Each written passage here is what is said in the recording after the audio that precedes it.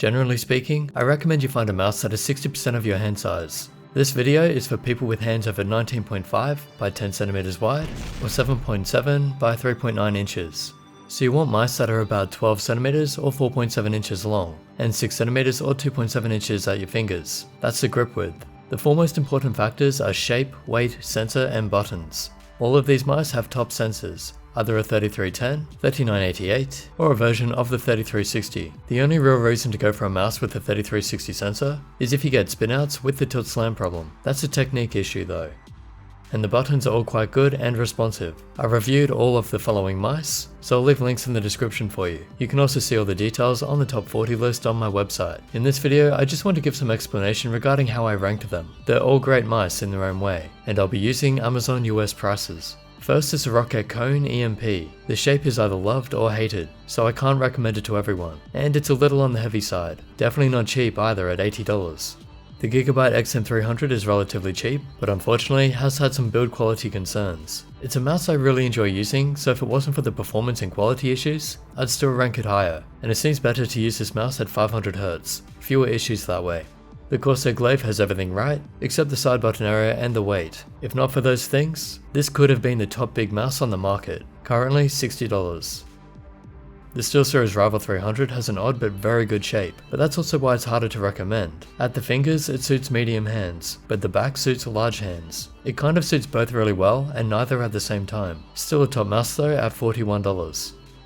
The final mouse Scream 1 is very controversial due to a lot of delays and then problems on launch, but the shape, sensor, and weight are up with the best. Just the buttons need some work. They have very low latency, but they don't feel as good as others, and the price is slowly coming down, currently at $70.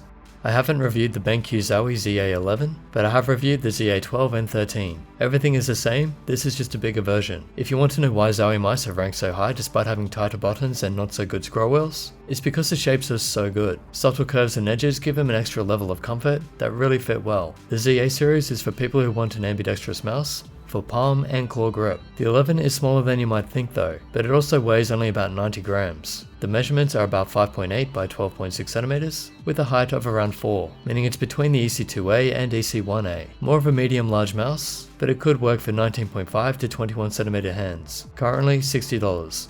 The Razer DeathAdder Elite might still be the best seller. The software can cause some issues at times, and the shape isn't the most comfortable, but it's still very good in all ways, and it's a pretty safe choice. Currently $60. The EC series is one of my personal favorites. The shape is amazing and suits all grip styles, depending on hand size of course. The EC1A is actually one of the biggest mice on the market. It has a flatter design than the DeathAdder, which means it should suit more hand sizes. Just the side buttons are a bit flimsy with a fair bit of travel, and the scroll isn't too great either. Everything else is still really good. My main mouse right now is the Zowie FK2. The FK1 is a medium mouse, like the EC2A. The FK1 Plus is the large one. You could use it for palm grip if you have a smaller hand, but it's meant to be for large hands, and I would say it's a fingertip grip mouse. My only real complaint would be the scroll wheel. Everything else is great.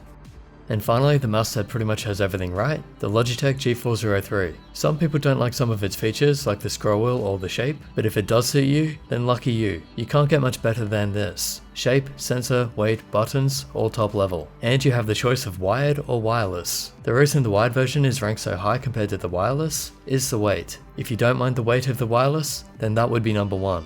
Performance wise, they are the same. Wireless would be better because one complaint people do have with this is that the cable is a bit too thick and heavy. So that's the current top 10. If you want to see more of these videos, let me know in the comments. More gaming mice reviews coming, so subscribe for those, like and share this one, and I'll catch you in the next.